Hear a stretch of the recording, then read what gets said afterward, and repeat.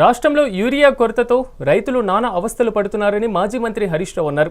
సిద్దిపేట జిల్లా నంగనూరు మండల కేంద్రంలో బీఆర్ఎస్ పార్టీ కార్యాలయాన్ని హరీష్ రావు ప్రారంభించారు. ఈ సందర్భంగా కేసీఆర్ ప్రభుత్వం రైతులకు అగ్రతాంబూలం వేస్తే రేవంత్ రెడ్డి ప్రభుత్వం పాతాళానికి తొక్కిందన్నారు. రేవంత్ రెడ్డి ప్రభుత్వం కుంభకర్ణుల్లా నిద్రిస్తుందని విమర్శలు గుప్పించారు. రైతుల చెంతకే యూరియా పంపింది బీఆర్ఎస్ ప్రభుత్వం. ఏ ఊరికి ఆ ఊరు లారీ పంపినాం మేము.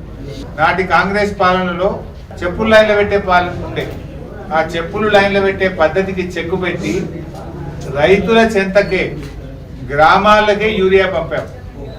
మనం లైన్లు చూసినాం. గప్పట్ల బీజేపీ గవర్నమెంట్ పెద్ద నోట్ల రద్దు అన్నప్పుడు బ్యాంకుల కూడా పాపం ప్రజల్ని లైన్లలో పెట్టి తిప్పలు పెట్టింది. ఏ బ్యాంకు ముందు చూసినా లైన్లే.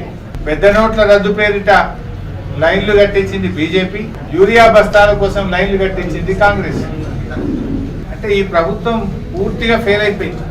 రుణమాఫీ ఏ ఊర్లో పోయినా సగం మందికి కూడా రుణమాఫీ కాలేదు.